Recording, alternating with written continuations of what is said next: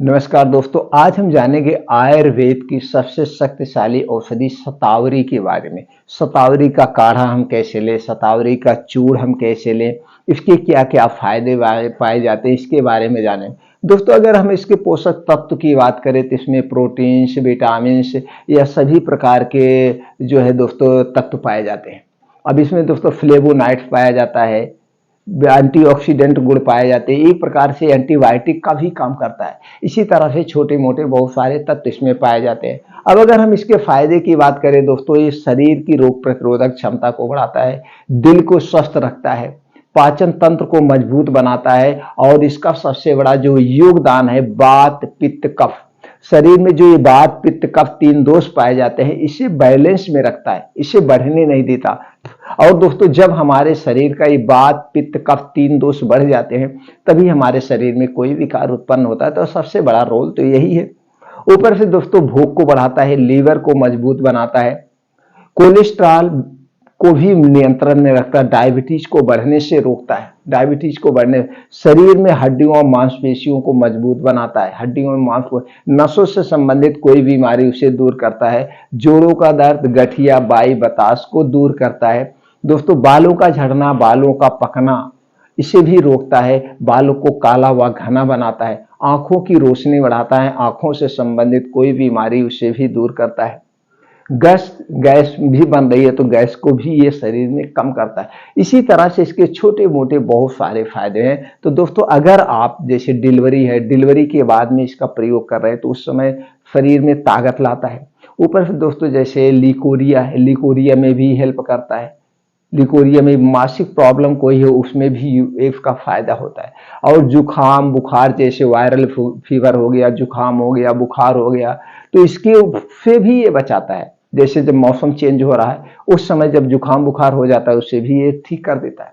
तो इसका काढ़ा हमें कैसे बनाता है दोस्तों, इसके पेड़ जो है आपके आसपास मिल जाएगा। इसको कैसे पहचाने, गूगल पे आप डालिए शतावरी का पेड़ आ जाएगा, तो आपके अगल बगल इसका पेड़ पाया जाता होगा तो उसके पेड़ के लीजिए। अब इसके पत्ती का भी आप काढ़ा बना सकते हैं, इसकी जो जड़ है जड़ का भी आप प्रयोग कर सकते हैं, और इसका तना, तने का आप काढ़ा बना सकते हैं। तने का काढ़ा सबसे शक्तिशाली है।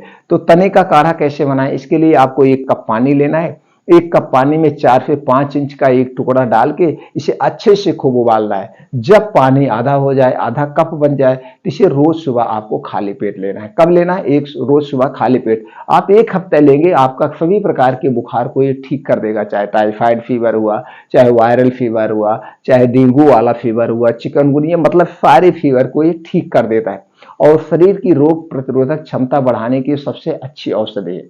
अब दोस्तों, अगर आप फतावरी के चूर्ण को ले रहे हैं तो फतावरी के चूर्ण को किस बीमारी में ले रहे हैं उसके साथ इसका प्रयोग है। मतलब इसको हम कई ढंग से प्रयोग कर सकते हैं, दूध के साथ प्रयोग कर सकते हैं, पानी के साथ प्रयोग कर सकते हैं, या फिर शहद के साथ प्रयोग कर सकते हैं। तो अब जिस मर्ज में आप ले रहे हैं, नींबू के रस के साथ इसका प्रयोग होता है। अब किस मर्ज में ले रहे हैं उस हिसाब से इसका उसके साथ लिया जाता है। अब अगर आप ऐसे मतलब ताकत के लिए ले रहे हैं, शरीर की कमजोरी दूर करने के लिए ले रहे हैं, तो दोस्तों इसको दूध के साथ लेना है। दूध के साथ कैसे लेना है? 1 गिलास दूध लेना है। दूध आपके घर का होना चाहिए, पैकेट का दूध नहीं लेना चाहिए। पैकेट के दूध खाने से कोई मतलब नहीं है। तो दोस्तों, आपको घर का 1 गिलास गर्म दूध है, उस गर्म दूध के साथ 1 चम्मच आपको लेना है, 1 चम्मच या आधी चम्मच। अगर बहुत ज्यादा वीकनेसता है तो 1 चम्मच, ज्यादा वीकनेसता नहीं तो आधी चम्मच आपको लेना है। दूध के साथ रात में सोते समय, खाना खाने के 1 घंटे के बाद आपको लेना है, और दूध लेने के 1 घंटे के बाद आपको सोना है। तो इससे आप कितना दिन लेना है? वैसे तो आप 21 दिन लेंगे, 21 दिन में आपके शरीर की सारी कमजोरी दूर हो जाएगी। फिर भी अगर आप लगातार 3 महीने लेते हैं तो शरीर में सारी कमजोरियां दूर हो जाएगी, लेकिन 3 महीने से ज्यादा नहीं लेना है। कोई भी आयुर्वेदिक औषधि है उसे 3 महीने से ज्यादा कंटिन्यू नहीं लेना चाहिए। हाँ, अगर ऐसी मर्ज है, आप डॉक्टर की सलाह में ले रहे हैं तो डॉक्टर अपने ढंग से उस डोज को घटा बढ़ा सकता है। तो दोस्तों इस ढंग से आप इसका प्रयोग कर सकते हैं। तो दोस्तों अगर जब भी आप शतावरी का प्रयोग करिए, इसके बेहतर परिणाम के लिए आप अपने नजदीक में कोई भी आयुर्वेदिक डॉक्टर है उससे संपर्क लेकर के इसका सही ढंग से सही मात्रा में प्रयोग कर सकते हैं। बस इतना ध्यान देना है, सही मात्रा में इसका प्रयोग करें। अब इसके अगर हम नुकसान की बात करें तो अगर जब इसका ओवरडोज लेते हैं तभी नुकसान करता है। गर्भावस्था में इसका प्रयोग ना करें बस, और बाकी इसके कोई साइड इफेक्ट नहीं है, ना तो बहुत ज्यादा साइड इफेक्ट देखे गए। तो दोस्तों अब अगर आप हर एक बीमारी से बचना चाहते हैं तो आपके शरीर में 3 दोष पाया जाता है, वात दोष, पित्त दोष और कफ दोष। वात पित्त कफ को बढ़ाने वाली चीजें मत खाइए। अगर आपके शरीर का वात पित्त कफ दोष नहीं बढ़ेगा तो कोई बीमारी नहीं बढ़ होगी।